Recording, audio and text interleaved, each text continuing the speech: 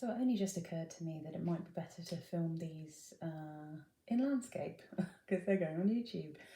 Oh gosh, you know, I didn't really think it through. Anyway, what I'm going to talk about in this video is Jovan tropical musk. So Jovan musk is genius, and I will talk about that. But although some people describe it as a skin scent, I think of it as the beast mode of skin scents. So I'm going to talk about the kind of white musks and the slightly more gentle, less musky. Jovan and Alicia Ashley, things that I like first. I haven't seen much about Jovan tropical musk. Musk. I've not seen many people talking about it, and you can get it for really cheap. I mean, I think again this was maybe like, was this £6? I think I might have got this one from Latino. Again, I'll try to put some links in from where I got things, just so you know that you're not going to get ripped off. You're not going to give it to some random perfume company that doesn't really exist, or Trustpilot's been lying about or something. So Jovan tropical musk. You can see it has got. I'm trying to put it on. It's got like a kind of pinky, caramelly. How would you describe that? I don't really know what that colour is. It's slightly pink, a slightly pinky beige. It has that kind of colour to it. Metal top. Again, like they're pretty boring bottles. They look so unassuming, but normally what's inside them is pretty awesome. So I'll just read the notes to you. So the top notes are citron. I don't know why I said that in a French accent. Let's get citron, pink pepper, bergamot, magnolia. The middle notes are magnolia, peony, and aldehydes. Base notes, musk, sandalwood, and vanilla flower. Now, I am famous for not liking vanilla in perfumes. Most vanillas make me absolutely sick. Okay. Ooh. So good point, actually. It's got a cool kind of green sprayer, because this comes in a green box that I don't have that green box anymore, because I don't normally keep boxes. Once I decided to make these videos, I kept some boxes specifically, so that you could see the boxes. But so this guy, that first spray, it does not resemble anything, hardly anything that's listed in those notes. So I find it confusing because it's called tropical. The notes would suggest that it's not in any way tropical, but the smell is definitely tropical. Oh, yeah. How to explain it?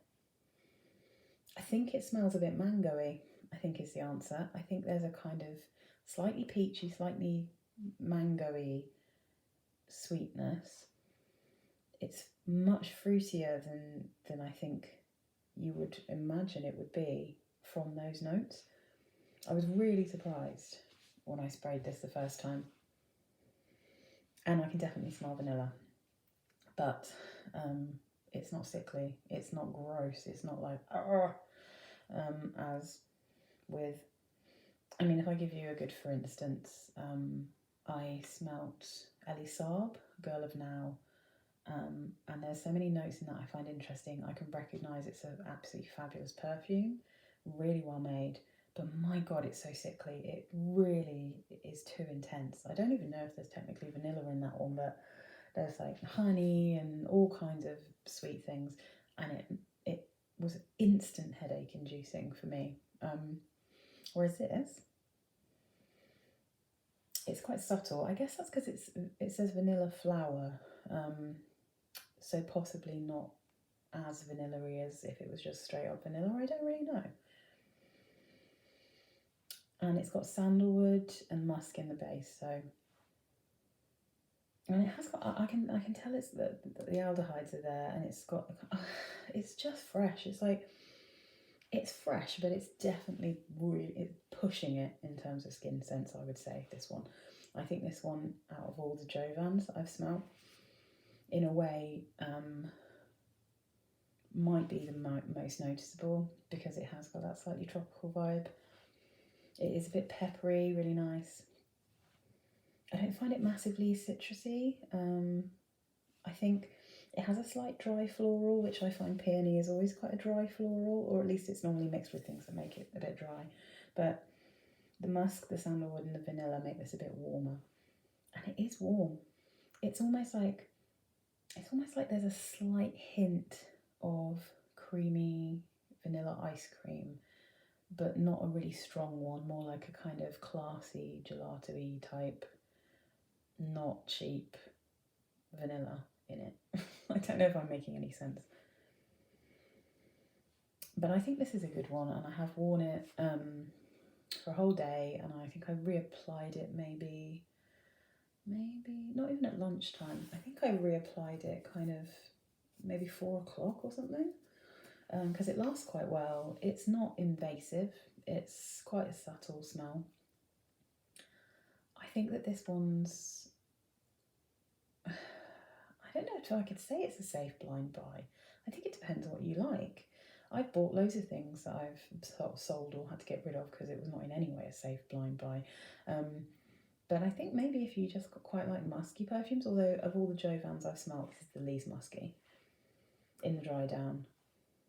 But if you like things that have a bit of a tropical fruit smell about them, but you don't want something that is like straight up syrupy, sweet fruit cocktail style, which I generally find is the way with most tropically perfumes, then this might be a safe bet.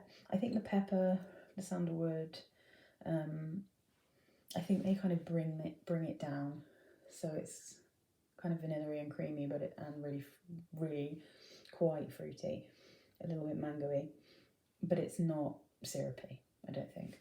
I think it's just about managed to avoid that, probably mainly because of that pink pepper, which is nice. It's just nice. I think this is a really nice perfume.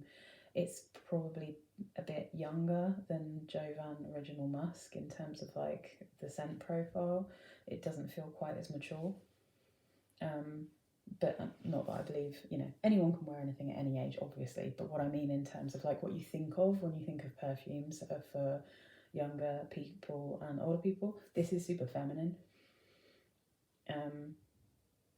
It's just lovely. An absolute bargain. So definitely worth a try if you can get it for a steal. And I think, is this 100? Is this 100 ml? What does it say? Oh, it's 59 ml. It's because it's quite a thick bottle, but 59 ml for less than a tenner. It's pretty good. So that's Jovan Tropical Musk.